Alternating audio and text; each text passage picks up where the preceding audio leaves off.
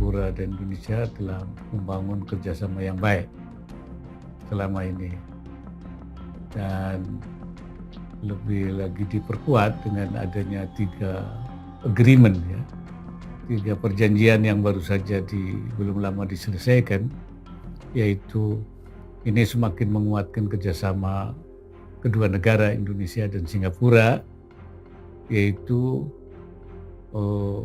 Flight Information Region atau FIR. Alhamdulillah, saya telah menandatangani Peraturan Presiden Perpres tentang pengesahan Perjanjian FIR Indonesia dan Singapura. Kesepakatan ini merupakan langkah maju atas pengakuan internasional terhadap ruang udara Indonesia, yang sekaligus meningkatkan jaminan keselamatan dan keamanan penerbangan, serta bisa meningkatkan pendapatan negara bukan pajak.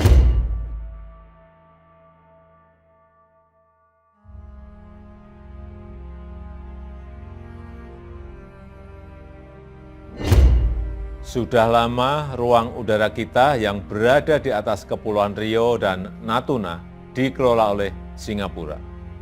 Dan berkat kerja keras semua pihak, kita telah berhasil mengembalikan pengelolaan ruang udara di atas Kepulauan Riau dan Natuna kepada NKRI.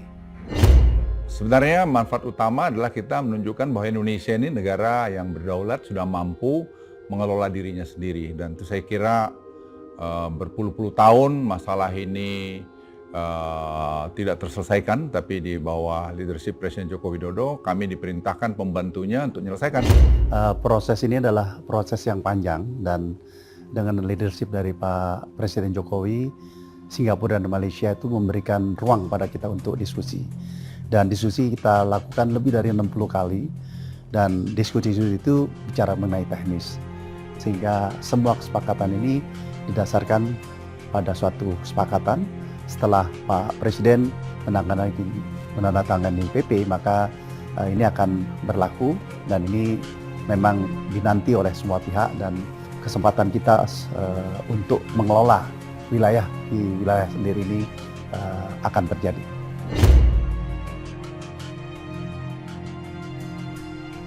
Puluhan tahun merdeka Indonesia terus saja disusul oleh negara-negara tetangga, mulai dari Singapura lalu Malaysia.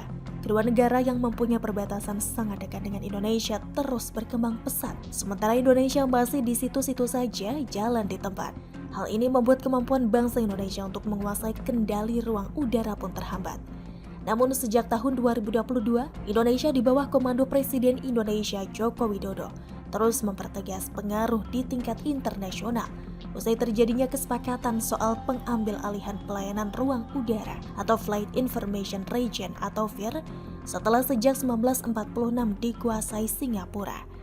Menindaklanjuti perjanjian ini, Menteri Perhubungan Budi Karya Sumadi melakukan kunjungan kerja ke Singapura dan bertemu dengan Menteri Transportasi Singapura Iswaran pada Senin 13 Februari 2023 untuk membahas beberapa hal soal upaya peningkatan kerjasama kedua negara, khususnya di sektor transportasi udara, laut, dan pengembangan sumber daya manusia atau SDM di sektor transportasi. Di pertemuan itu, kedua menteri menyaksikan penandatanganan dokumen antara Kemenhub Republik Indonesia dengan Kementerian Transportasi Singapura sebagai tindak lanjut dari perjanjian Flight Information Region atau FIR kedua negara pada tahun 2022 lalu. Menurut Budi Karya, itu merupakan upaya untuk meningkatkan keselamatan, keteraturan, dan efisiensi pengelolaan ruang udara di kawasan kedua negara. Pada bulan Januari lalu, Wakil Presiden Ma'ruf Amin juga telah bertemu Singapura untuk membahas tindak lanjut kerjasama kedua negara. Wapres mengapresiasi semakin eratnya hubungan kerjasama kedua negara, salah satunya dalam bidang Flight Information Region atau FIR. Untuk diketahui, pembahasan soal FIR, ekstradisi dan kerjasama pertahanan antara kedua negara sudah dilakukan sejak tahun 2007 dan tidak pernah bisa diselesaikan. Dengan berhasilnya dilakukan kesepakatan tersebut, tentu menjadi pencapaian yang luar biasa yang dicapai pemerintah Indonesia, karena isunya sensitif dan tidak mudah. Untuk itulah keberhasilan pengalihan FIR ini sebagai wujud nyata aktualisasi langkah konkret pemerintah dalam mewujudkan mandat nasional dan internasional. Pengesahan perjanjian FIR itu dapat memberikan dampak terhadap pendapatan Indonesia, Di samping itu, juga menjadi momentum pengembangan SDM Indonesia. Indonesia akan semakin dihargai dan dihormati dalam pergaulan dunia internasional. Ini melebihi dari keuntungan yang diperoleh dari segi ekonomi. Ini bukan proyek mercusuar belaka, akan tetapi Jokowi memang melihat bahwa Indonesia sudah mampu melakukannya. Masalahnya selama ini pembangunan di wilayah perbatasan memang sangat tidak dipedulikan. Sekarang lain, di bawah kepemimpinan Jokowi, wilayah perbatasan menjadi fokus utama. Seluruh perbatasan sudah dibangun oleh Jokowi. Hal ini dilakukannya sesuai dengan nawacita yang dicanangkannya, juga untuk menaikkan harga diri bangsa Indonesia. Bisa saja apa yang dilakukan oleh Jokowi membuat para pihak yang mengambil keuntungan dari lambatnya pembangunan di Indonesia menjadi khawatir karena periuk-nasinya terganggu. Bisa saja pihak-pihak itu dari luar negeri maupun dalam negeri, seperti pihak-pihak yang biasanya mengatur kendali udara, maka akan kehilangan kendalinya. Tapi biarlah, jangan berpikiran terlalu jauh. Memang waspada adalah perlu, akan tetapi jangan sampai melupakan pembangunan dan kerjanya Jokowi akan terus menampakkan hasil, membungkam mulut nyinyir yang semakin banyak saja bermunculan di Indonesia.